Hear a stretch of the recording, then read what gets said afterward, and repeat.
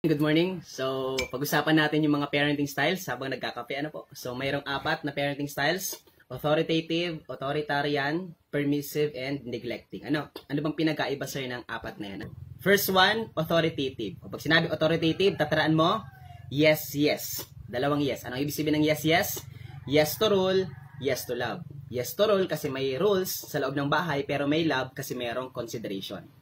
Ito po yung pinakamagandang parenting style, Kasi maganda naman talaga sa loob ng bahay, yung magulang may binibigay na rules sa kanyang mga anak, pero merong love kasi merong consideration. Ito yung pinakamagandang parenting style na kung saan nagiging maganda ang attitude ng bata paglaki niya. Kaya pag tinanong ka, ano ang attitude ng bata paglaki, hanapin mo yung pinakamagandang attitude ng bata, that's the authoritative parenting style.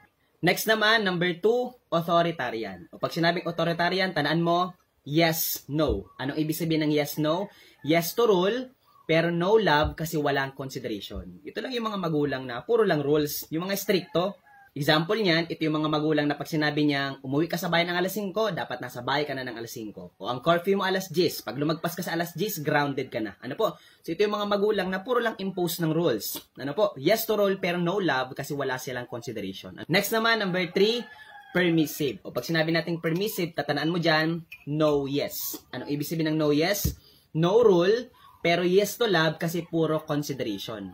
O kaya nga from the word permit, hinahayaan lang. O ibig sabihin, walang sinusunod na batas, walang rules. Pero yes to love kasi puro consideration. O example niyan, yung kantang Jeff Rocks. Di ba sa kantang Jeff Rocks, laki sa layaw, Jeff Rocks. O di ba? Bakit dun sa kantang yon, yung magulang, isa lang yung anak? O dahil yung isa lang yung anak, puro pagmamahal, sinusunod lahat ng luho. So walang sinusunod na batas, no rule. Pero yes to love kasi puro consideration. From the word permit, hinahayaan lang kung ano yung gusto. Gets ba yung teachers? Ano ba? Last one ay yung tinatawag natin na neglecting parenting style. O from the word neglect, ang tatanaan mo dyan, no, no. Anong ibig sabihin ng no, no? No rule and no love kasi walang consideration. O pag sinabing no, no, no rule, no love. Ibig sabihin, walang sinusunod na batas, pero wala ding love kasi walang consideration. Ito yung pinakapangit na parenting style. Bakit? Kasi ang mga magulang dito, mga pabaya, walang binibigay na rules, walang sinusunod na rules sa loob ng bahay.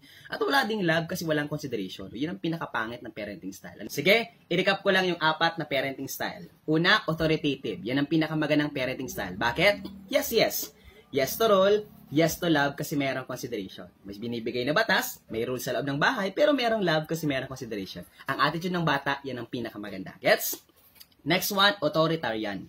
O pag sinabi authoritarian, yes to rule, no love. Ibig sabihin, yes, no. Ibig sabihin, puro lang rules, pero walang love kasi walang consideration. So ito lang yung mga magulang na puro lang rules, pero walang consideration. Hindi mo pwedeng i-break basta-basta na yung rules. Next one, permissive. O from the word permit, hinahayaan lang. Kaya ang keyword mo dyan, no yes. Pag sinabing no yes, no rules. Pero yes to love kasi puro consideration, puro sunod ng luho. And finally, number 4, neglecting. Pinakapangit na parenting style. Bakit? No, no. Anong ibig sabihin ng no, no? No rules and no love. So walang sinusunod na rules, wala ding love kasi walang consideration. Gets? So yun po yung 4 na parenting style. Sana nakatulong po yung video. Sige, pagpatuloy na natin ang pagkape natin. Yan, weekend ngayon, so spend your time with your families. Yan, bye-bye!